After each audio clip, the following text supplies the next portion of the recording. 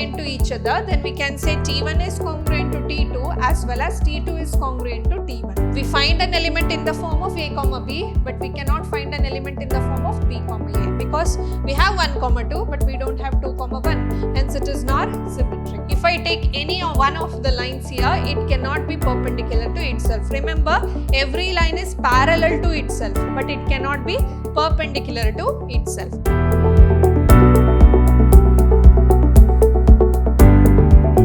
Hello everyone, a warm welcome to one and all. This is your Shruti ma'am lecturing in Vidhyaashram, the Temple of Excellence, Mysuru. So in our previous session, we have started the chapter Relations and Functions. So we have discussed the types of relations. What are the types of relations we have learned? That is reflexive relation, symmetric relation, transitive relation. When all the three holds for a particular set of relation, then it is called as an equivalence relation. Let us see few problems or few examples and verify whether it is reflexive, symmetric, transitive, or is it an equivalence relation. So the very first problem is here. Show that the relation R in the set of Z of integers given by R is equal to A comma B 2 divides A minus B is an equivalence relation. Observe that here the relation is in the set of integers and we already know that A minus B will be an integer. Obviously it is an integer and 2 divides A minus B means it must be an even number. Whether it may be a negative plus or minus 2 plus or minus 4. So here we also consider 0 as an even number to prove this relation as an equivalence relation. What is the first thing we have to do? We have to show that it is reflexive, it is symmetric, it is transitive and hence it is an equivalence relation. So here let us prove the first result. Let me write 2 divides 0. Why I am writing 0? Because 2 divides A minus A. Suppose you take the set of integers in the form, because for a reflexive, A comma A must belongs to R. This condition must be satisfied. To show that A comma A belongs to R, we have to show that 2 divides A minus A. So A minus A becomes 0 and 0 is in the set of integer. Hence we can write this implies A comma A belongs to R. So whenever for all A, for any integer, for example, if you take 3, then 3 minus 3 is in the set Z. Hence we can write 3 comma 3 contains in the set of relation. So therefore R is reflexive. Now let me prove that it is symmetric. So to show that symmetric, let us consider A comma B belongs to R. If A comma B belongs to R, what does it imply? It implies 2 divides A minus B. See, if 2 divides A minus B, we can also write 2 divides minus of B minus A, because it is also an example for an integer. So here suppose I write 2 divides 4 minus 2. 4 minus 2 is 2. Hence we can write 2 divides 2. So 2 also divides 2 minus 4, which is minus 2. If 2 divides 2, then 2 also divides minus 2. Hence, if 2 divides A minus B, then we can write 2 divides minus of B minus A. So this implies what? 2 divides B minus A. If 2 can divide minus of B minus A, then it also divides B minus A. So once if you write 2 divides B minus A, we can conclude that B comma A belongs to R. See here, for all A, B in the set Z, if A comma B belongs to R, we are getting B comma A belongs to R. So therefore, what I can conclude, R is symmetric. The next one is we have to show that it is transitive. So for that, let me take 2 ordered pairs. A comma B belongs to R and B comma C belongs to R.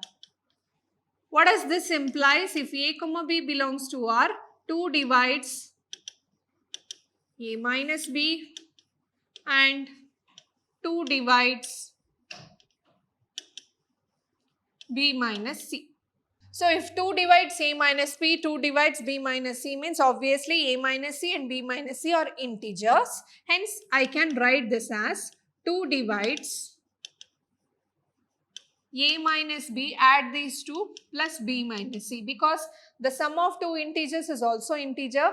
Hence, we can write if 2 divides A minus B and 2 divides B minus C, we can write 2 divides A minus B plus B minus C, which implies 2 divides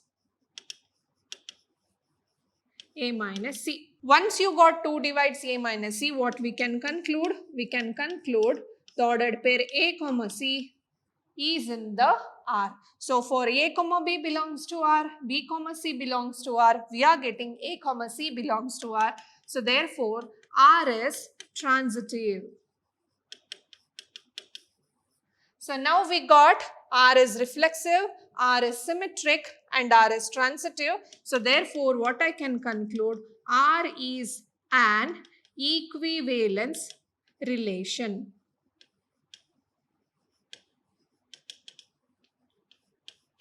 So the very important questions which will be asked for 3 marks question, you have to show that R is reflexive, R is symmetric and R is transitive to prove that R is an equivalence relation. Next question, show that the relation R in the set A, X belongs to Z, 0 to 12. So here the set A contains the numbers from 0 to 12, 0, 1, 2, etc.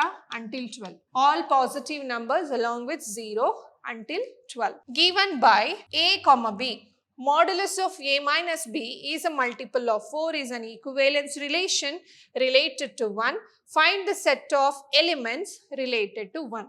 We have to show that A comma B is a multiple of 4. So, what are the elements, what are the ordered pairs we can write such that modulus of A minus B is a multiple of 4. So, here they have given if A comma B belongs to R, then we can write mod A minus B is a multiple of 4. So now let us show that whether it is an equivalence relation or not. Now first one, so here I will take 0 is a multiple of 4. So how we can get 0? We can get 0 in the form of mod A minus A is a multiple of 4. Because 0 is in the set A. So, if we have any element, if we have 1 in the set A, then 1 comma 1 should be in the set R. To show that 1 comma 1 is in the set R, we have to show that it is a multiple of 4. That is 1 minus 1. Since it is 0, it is a multiple of 4. So therefore, for any elements like 2, 3 until 12, all the elements in the form of 3 minus 3, 4 minus 4, 6 minus 6, 7 minus 7, you will get 0, which is a multiple of 4. So therefore, what we can conclude, we have an element in the form of A minus A, which is multiple of 4. So this implies what? A comma A belongs to R. So therefore, R is reflexive. Similarly, to show that it is symmetric, we have an element A comma B belongs to R. This implies modulus of A minus B is a multiple of 4. Is a multiple of 4. So this can be written in the form of modulus of B minus A. Again, you will get a positive since you have modulus. Therefore, we can write B minus A is also multiple of 4. So, if modulus B minus A is a multiple of 4, what does this implies? It implies B comma A belongs to R. So, for A comma B belongs to R, we have B comma A belongs to R. So, therefore, what I can conclude? R is symmetric. Next, we show that R is transitive. So, let me take two ordered pairs. So, A comma B belongs to R and B comma C belongs to R. So, this implies what? Modulus A minus B is a multiple of 4, is a multiple of 4 and modulus B minus C is a multiple of 4. So if these two are possible, then I can write it in the form of a minus b plus b minus c is a multiple of 4. So hence I can conclude mod a minus c is a multiple of 4. So therefore what I can conclude, a comma c belongs to R. So therefore we can conclude R is transitive. Hence for a comma b belongs to R, b comma c belongs to R, we are getting a comma c in R. Therefore R is transitive. Hence R is reflexive, symmetric and transitive. So therefore I can conclude R is an equivalence relation. It is an equivalence relation. Now we have to find the set of elements related to 1. That is, we have to find the other element in the form of an ordered pair. That is, we have to show that 1 comma b belongs to R. This implies modulus 1 minus b is a multiple of 4. It's a multiple of 4. We have to show that modulus 1 minus b is a multiple of 4. Then what are the elements I can take in the form of 1 minus b along with 1? So we have an elements 0, 1, 2, 3, 4 until 12. What are the elements I can pair with 1? So I can pair 1, comma 5. Because 1 minus 5 is minus 4, modulus of minus 4 is 4, so 4 is a multiple of 4. Next I can pair 1 comma 9. So 1 comma 9, because 1 minus 9 is again 8 minus 8, modulus of 8. Hence along with this I can also write 1 comma 1, because we have already proved that a minus a is a multiple of 4. That means 1 minus 1 is also a multiple of 4. So therefore the elements which I can pair with 1 is 1 and 5. So therefore the elements related to 1 are 1 comma 5 comma 9. So these are the elements I can relate to 1 so that it is a multiple of 4. Next question. Let T be the set of all triangles in a plane with relation R given by R is T1 comma T2. The condition is T1 is congruent to T2. Show that R is an equivalence relation. Now let us show that we have a set of all triangles in the relation R where T1 is congruent to T2. That is, the triangles are congruent to other triangle. So if I write T1, T2, then T1 is congruent to T2. We know that all triangles are congruent to itself. So therefore I can write T1 comma T1 belongs to R. So therefore R is reflexive. Next is second one. If I take T1 comma T2 belongs to R, this implies T1 is congruent to T2. If two triangles are congruent to each other, then we can say T1 is congruent to T2 as well as T2 is congruent to T1. So therefore this statement can be written as T2 is congruent to T1. So this implies what? We can write T2 comma T1 also belongs to R. So therefore R is symmetric.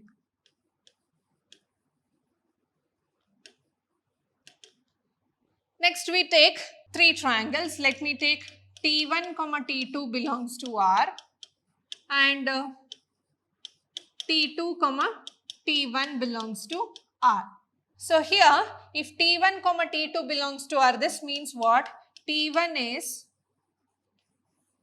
congruent to T2 and T2, here we'll take T3, T2 is congruent to T3. So T1 is congruent to T2, T2 is congruent to T3. So this implies what?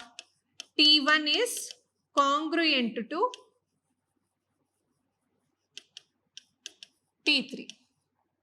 So if I have three triangles such that T1 and T2 are congruent to each other. So this is T1, this is T2 and T2 is congruent to T3, triangle 3. So this is T3 I can take. So if these two are equal in size and shape, then these two are equal in size and shape, but then obviously T1 and T3 are equal in same size with same shape. That is, they are congruent to each other. Hence, I can conclude T1, T3 belongs to R. Therefore, R is transitive. Now, R is transitive. So, therefore, I can write R is an equivalence relation.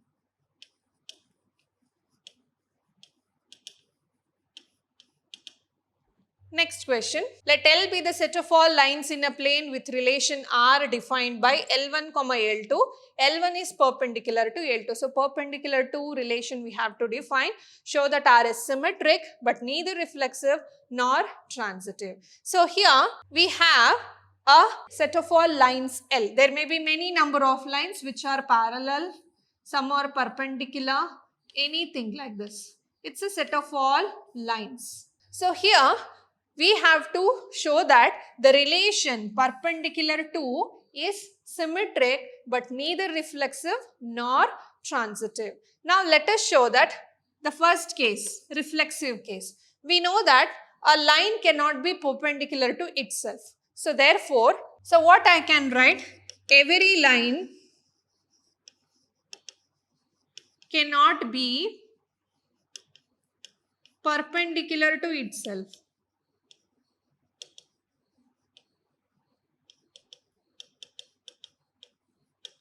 So perpendicular means the angle between the two lines must be 90 degree. But here, if I take any one of the lines here, it cannot be perpendicular to itself. Remember, every line is parallel to itself, but it cannot be perpendicular to itself. So therefore, there do not exist any lines in the form of L1, L1 belongs to R. That is, there is no A, A belongs to R. So therefore, what I can write? R is not reflexive. Now next, let me take two lines. L1 and L2 belongs to R. If L1 and L2 belongs to R, it means L1 is perpendicular to L2. Consider these two lines here. So suppose I take this is L1 and this is L2. If L1 is perpendicular to L2, then I can say L2 is also perpendicular to L1. So that means I can write L2 is perpendicular to L1. If this condition satisfies, then I can write L2, L1 belongs to R. So I am getting here for L1, L2 belongs to R. We also have L2 and L1 belongs to R. So therefore I can write R is symmetric. Now let's see about the transitive relation. See, I already said you there is a number of lines here. Suppose I take three lines, L1 perpendicular to L2 and L2 perpendicular to L3. So let me draw a lines here. So we have, this is L1 and this is perpendicular to L2. Now let me take one more line, L3. So here, L1 perpendicular to L2. So this is line L1 and this is perpendicular to L2 and L2 is perpendicular to L3. So is it L1 perpendicular to L3? No, this is not possible. So let's write here, L1, L2 belongs to R and L2, L3 belongs to R. So this implies what? L1 is perpendicular to L2 and L2 is perpendicular to L3. But L1 can never be perpendicular to L3. So this is not possible. That means L1, L3 does not belongs to the set R. that is not in the set of relation. So therefore R is not transitive. So hence we have shown that the set of all lines in the set L and a relation perpendicular to is only a symmetric relation, but it is neither reflexive and nor transitive. Next question, give an example of a relation which is transitive but neither reflexive nor symmetric. Now I can give any example in the form of to show that it is transitive. So I can write a set of relation in the form of 1, 2, 2, 3, 1, 3. So I can take this is also an example for a relation which is only transitive but not symmetric, not reflexive. We don't find any element in the form of a, therefore it is not reflexive. We find an element in the form of a, b, but we cannot find an element in the form of b, a, because we have 1, 2 but we don't have 2, 1. Hence it is not symmetric. So I can give a set of relation, any example or any relation to show that it is a relation which is only transitive but neither reflexive nor symmetric. Next one, give an example of a relation which is symmetric but neither reflexive nor transitive. See the relation perpendicular to. Relation perpendicular to. We have already proved that this is an example for a symmetric, but it is neither reflexive nor transitive. Every line cannot be perpendicular to itself, so therefore it is not reflexive, and 3 lines cannot be perpendicular so that the L1 and L3 are perpendicular to each other, so it is neither reflexive but it is symmetric. So the relation perpendicular to is also an example for a symmetric relation but neither reflexive nor transitive. We can also give an example of R is equal to 1, 2, 2, 1. See, this is the set which satisfy only the symmetric relation. We have 1, 2 in R, so 2, 1 is also in R, hence it is symmetric. But neither reflexive, we don't find any element in the form of 1, 1 or 2, 2, so therefore it is not reflexive. We don't find any element which satisfy the transitive property also. Hence, this is also an example for only symmetric relation, but neither reflexive nor transitive. So next question we have.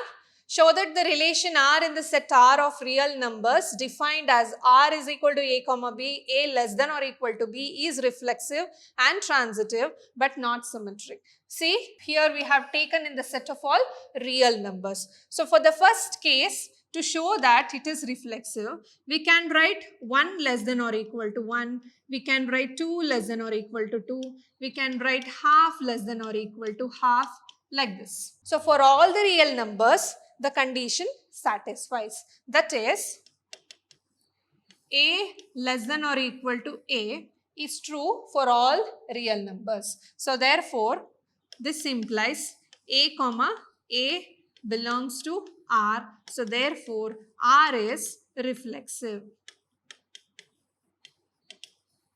Now to show that it is symmetric. Symmetric means what? If A, B belongs to R, then B, A should belongs to R according to the given condition. Suppose I write 2 is less than or equal to 3, then 2, 3 belongs to R. But I cannot write 3 is less than or equal to 2. This is not possible. So therefore, if A, B belongs to R here, this implies A is less than or equal to B. But B less than or equal to A is not possible.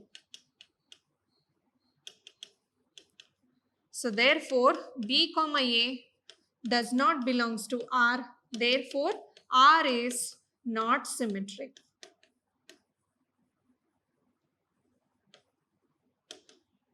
Now, given it is a set of our real numbers. Now, let us show that whether it is transitive or not. We have to show that it is transitive but not symmetric. So here, if I say any real number, 1 is less than or equal to 2, 2 is less than or equal to 3, then obviously I can write 1 is less than or equal to 3. So this is possible. Hence, if A, B belongs to R, and B comma C belongs to R.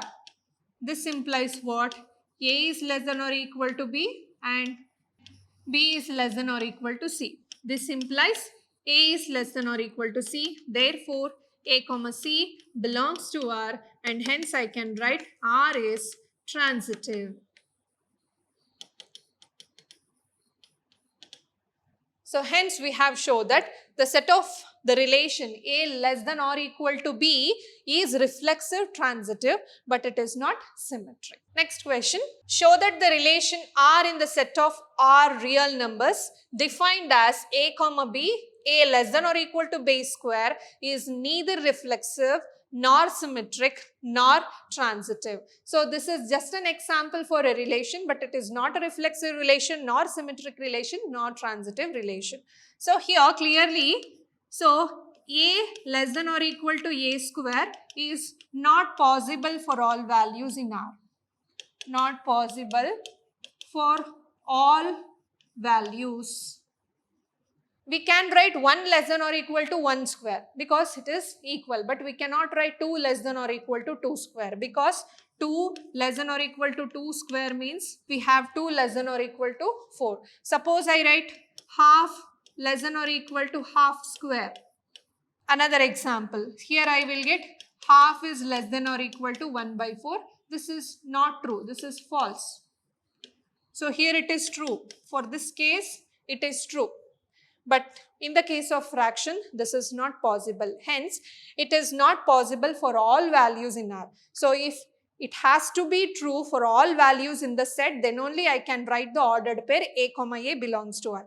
But here it is not possible for all the values in R. Hence, this is not a reflexive relation. Therefore, R is not reflexive.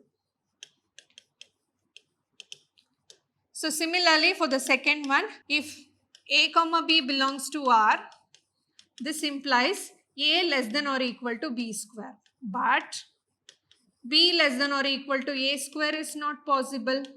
You can take by taking counter example using numericals also. So this is not possible. So therefore, R is not symmetric. Now let us prove the third one. Suppose I have A comma B belongs to R and B comma C belongs to R. Then according to the definition of the relation set, it is A less than or equal to B square and B less than or equal to C square. So again here also A less than or equal to C square is not possible for all values. It is only possible for few values as in the case of reflexive. Hence, it is not possible for all values in the set R. So, therefore, I can write R is not transitive.